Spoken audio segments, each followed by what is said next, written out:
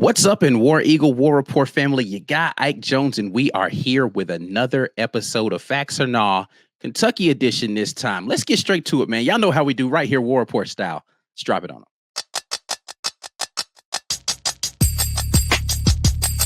You are now listening to the War Report.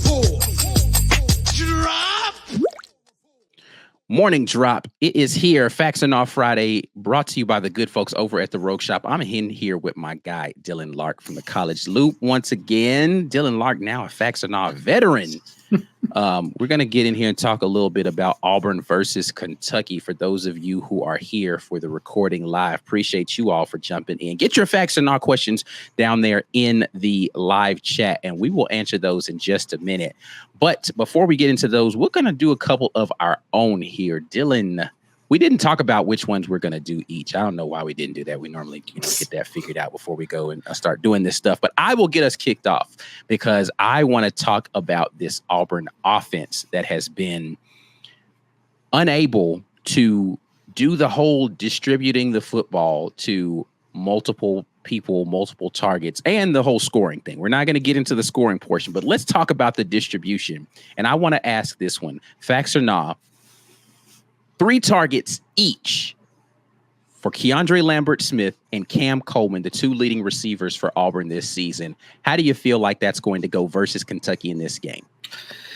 I want to be optimistic, and I'm going to be optimistic. I'm going to say facts. I think you have to win this football game. And every game up to this point has been a must win. Now we're really getting to this game. You have to win this game if you want to go to a bowl game. Because at that point, you have to beat Alabama and A&M if you want to even have a shot at going to one. So I want to assume that going forward, the offense will set the preface that, you know what, maybe we should get the ball more to the guys who are the best with it in their hands. So I'm gonna go facts. Yeah, I think I'm going to join you with this one and go facts, even though I'm doing that a little reluctantly because Auburn has not shown the propensity to do that. But here's a couple of things that we know for sure. Kentucky has a really good defensive line, and they're going to force Auburn to make some plays down the field, which they've been susceptible to, plays down the field. And Cam Coleman has shown to be a big play guy, so he may get some opportunities to do that. I think the presence of Keandre Lambert-Smith helps out a lot with his ability to be able to have single coverage on one side, or making them have to bracket Cam on one side to prevent the deep play allows Lambert-Smith to do all the other things that he can do on the other side. So I think that they're going to have to do that. And the fact that I feel like this coaching staff, for some reason, has a tendency to overcorrect, right? So they weren't getting the ball to Jarquez Hunter, and now it seems like, we got to get the ball to Jarquez Hunter. And this last game, or last couple of games, really, they have not been getting the ball to Lambert-Smith and to Cam Coleman. So I feel like the overcorrection is coming a little bit in this game, and they're going to try to maybe even force the ball to them a little bit. So I think at least 3 targets is a safe bet on this one. I'll go with facts with you on that one. Yeah, fingers crossed they can. But, I have everyone knows that how much I love the special teams. Mm-hmm. And that's been a massive conversation piece. Towns Magoo has kicked 10 field goals during his short stint as the starter and has made 5 of them. From my research since 2000, that's the worst field goal percentage of a starting kicker since I've been alive. Wow. So I've very rarely had to deal with bad kickers in my lifetime as an Auburn fan. That's rough.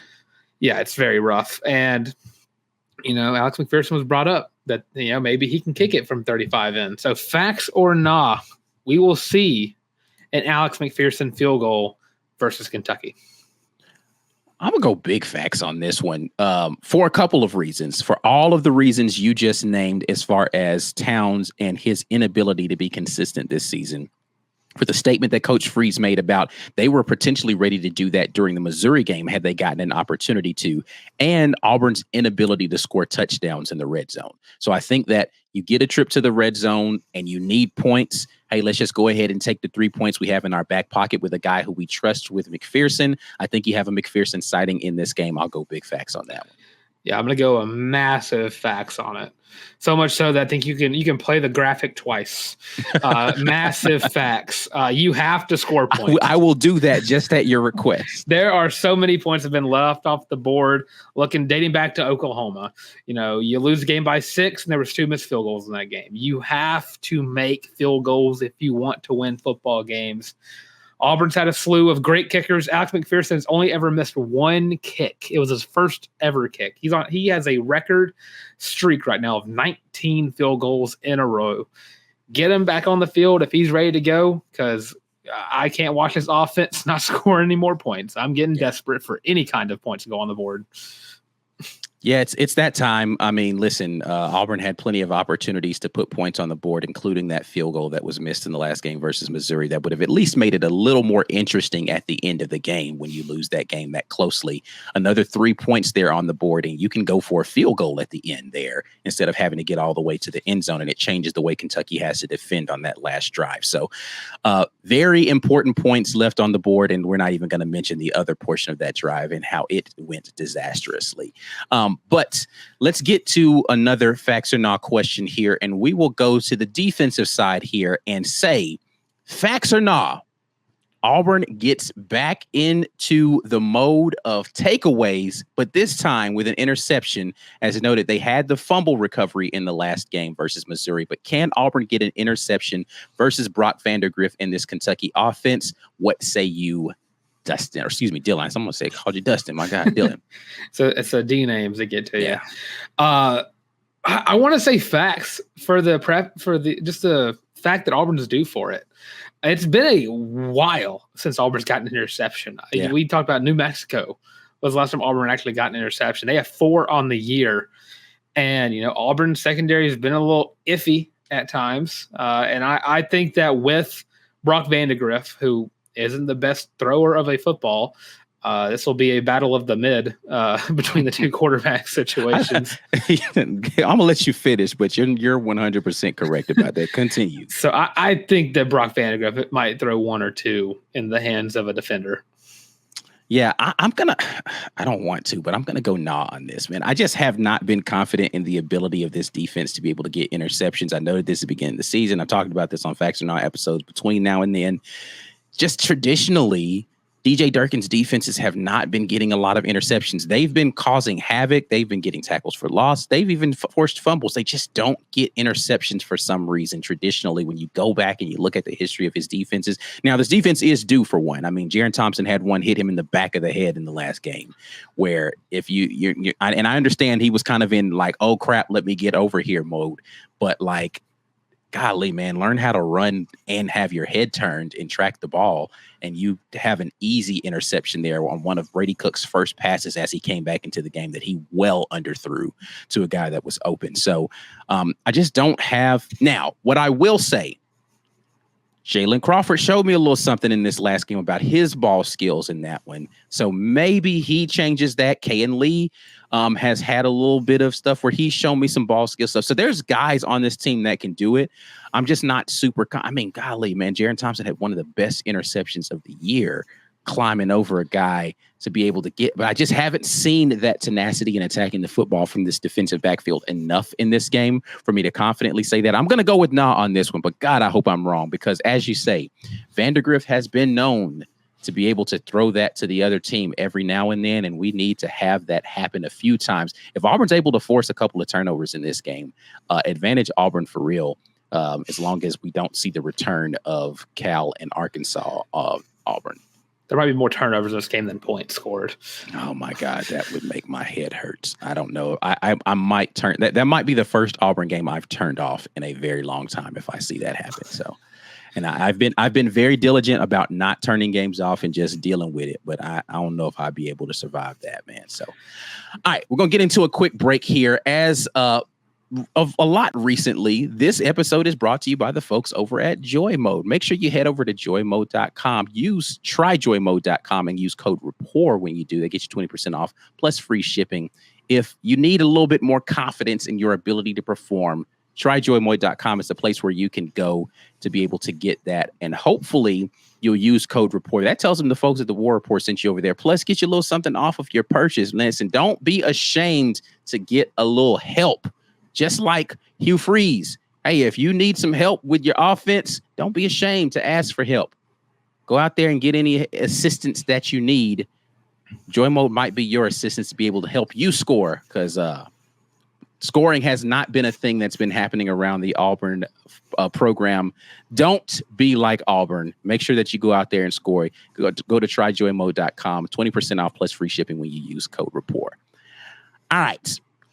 We are going to get over here into the comments section. If you haven't already, put your stuff in here. Facts or Nah style. We will answer those live right here for you all. Appreciate those who have already done that. We'll get it jumped off with our guy TK, who says, facts or Nah, Cam has 5 catches for 100 yards. Cam Coleman, 5 catches. We already did the facts or Nah talking about him having at least 3 targets. Will he have 5 catches for 100 plus in this game? Nah. Strictly because I haven't seen it yet. Yeah. It's something like, whenever you talk about getting 3 targets in a game, like that's something easy. That's doable. Yeah. But when it comes to doing something new with this offense, I am very hesitant to believe that anything positively is going to change midseason. And being that Cam Coleman has 5 catches for 100 yards, I feel like is a little too bug for my liking. Yeah. And the bug glasses have been retired, so I'm going to go nah on that one. Yeah, I mean, I haven't retired my book, but I am going to follow suit with you and go nah on this one. However, I will give this, however, on top of that, Kentucky has been susceptible to giving up big plays, right? And Cam Coleman has been a big play receiver for Auburn this season. So I could see him potentially getting over 100 yards in this game. I just don't know that he'll even need 5 catches. If he goes over 100 yards, he might only need 3 catches. But the question I'd have to ask in retort to that, in order for him to get 5 catches, how many targets do you think Cam Coleman's going to have to get? Because listen, Peyton Thorne's only hitting about 50-something% of his passes this season. So is Cam Coleman going to need 10 to 12 targets just to get to 5 catches? I don't know if that's a winning recipe for Auburn. If they're throwing the ball that much to one receiver, then either Kentucky's doing an absolutely abysmal job of covering that one receiver, or Auburn is having to throw the ball way too much for my liking in this football game, which means they're probably coming from behind in that one. So I don't know that I want to see that, for a lot of reasons that feel very ominous for what would be the final outcome for Auburn. But I'm going to go nah, just because I don't know that it's going to happen regardless. Next one we have here, let's go with Fire Freeze. I really want you to change this name so I don't have to keep saying this every time I put this up on the screen. But facts or nah, Perry Thompson has 2 receptions in this game. What are you feeling about this one, Dylan? Just because I've been talking about it so much, and I really need this to happen in my life, because Perry Thompson has just been a non-factor. And I understand getting the playbook, and he's new to it. He got started late. But the talent is just so there that wishful thinking, maybe this is the bug talking, maybe I do have some hidden bug in me. Facts. Because I need it in my life. I need Perry Thompson to be a contributing member to this offense in some way, shape, or form. And I think it will happen against an equally bad Kentucky team. Yeah, you know what? I thought this was going to happen in the last game a little bit more. And I just think that at this point in time, this coaching staff is saying, hey, man, let's just throw our cards out here on the table. We're just going to put the guys out there and let them go play ball. He's a ball player. Give me a facts on this one. Perry Thompson gets involved in this offense this week, and he gets some frustration out on this Kentucky team. He's been out there being a glorified tight end so far this season, doing a lot of blocking, not getting the opportunity to make plays. I think they're going to remedy that. I thought that it was going to start after the bye week, but listen, man, you've already burned his red shirt. You might as well give him the opportunity to go out there and make some plays for your team. Let me see Perry Thompson get out there and go to work, man. Short passes, I don't care what it is. Get the ball in his hands. He's got an amazing amount of speed for a guy that is his size. And I think it's deceptive. So, let him go out there and do his thing. I'm going to go facts on that one. And that is a little bit of hope, not so much something I know. Give him the Cam Coleman route tree, the stop and go and the streak. Just let him run. The go route's the easiest thing to run. Give him a go route. I trust him in a 50-50 ball. Might as well. Chase Patterson comes in. Facts or not, Malcolm has more snaps than Robert Lewis. Speaking of Malcolm Simmons on this one over Robert Lewis there in the slot. What are you feeling about snap counts for Robert Lewis versus Malcolm Simmons in this game? That's a tough one. Do I think dang. I think Malcolm gets more touches than Robert Lewis, but I don't know if he gets more snaps. That's a tough one. I'm going to say nah for snaps, but if this question was rearranged to touches, I think Malcolm gets way more touches than Robert Lewis. Yeah, I think I'm going to follow suit with the exact same logic with you there and say, nah, I do think Robert Lewis gets more snaps, but I do think that if you were going to count number of targets or number of catches, touches, whatever it's going to be, whether it's sweeps and all that, because I mean, I think Malcolm Simmons has had more in the last few games, right? Because they're getting him the ball on a lot of the reverse action that they're doing and the pop pass things that are happening and, you know, some quick screen type of stuff that they're using him in more unique ways that are specifically to get him the football. And Robert Lewis has been more of a kind of a soldier of fortune. The ball is just finding him because teams are leaving him more open in those opportunities. So when Peyton Thorne has looked in his direction, he's been able to get some, but I don't think that they're going to intentionally say, hey, this one's for you, Robert. We're going to throw you the football. No, they're going to do that with Malcolm Simmons. And that's not a disrespectful thing to Robert Lewis. I just think that they bring very different skill sets. And going back to what we just talked about with Perry Thompson, knowing and understanding the playbook is important. And, you know, I think that that's going to matter as far as being on the field and just being able to run some of the stuff that they want to do. You know, Malcolm's been more of a gadget guy, and I do think he's going to get his opportunities are growing. I don't know that he gets more snaps, though. So I'll go nod with you on that one. All right, we got another one here from James Barnett, who says, facts or not, the defense holds Kentucky under 350 yards of total offense in this game. 350 yards of total offense for Kentucky in this one. What say you on that one? I'm going to say facts because I've gone through the Kentucky stat sheet. They're not even averaging 350 yards per game. Yeah. They're not even averaging 320 yards per game. Yeah. And I think this Auburn defense is, again, one of the more underrated ones in the SEC. And again, I'm not high on Vandegrift to get the ball to the correct players. And I like this Auburn run defense a lot. So I'm going to say facts because I'm high on Auburn's defense. Yeah, I think I'm gonna go facts on this one too. This is gonna be an ugly game. You know, to the point that you just made, Kentucky's only averaging 299.5 yards per game on the season so far. Auburn's defense is no slouch, so they've been holding a lot of opponents. Auburn is only surrendering total defense 339.9 on the season. But Kentucky's offense has not been high-powered. They don't even really care to be high-powered. They are focusing on ball control and really controlling the clock more than they are on running it up from a score standpoint. So, yeah, I think that that's going to be a mark. If Kentucky somehow goes for over 350 yards in this game, then Auburn absolutely quit in this one. There's just no reason why a defense that has been playing this good, that's holding opponents to less than that on the season, and has an offense that's not even scratching 300 on average, is going to be able to get over 350. This one better be facts, or this is going to be a very, very abysmal game for Auburn fans to be sitting there looking at. Let's see what we have. War Eagle jumps in and says, facts or not, Hunter gets 50-plus receiving yards in this game. This is an interesting one. What are you feeling about Jarquez Hunter, 50-plus yards receiving? I'm going to say nah on this one. I know he's had some explosive plays to the past game, but I just don't think that the way this offense works right now that we'll ever have a running back get that total. He would have to probably get a 30, 40-yard reception that's to get to that point. So I'm going to say nah.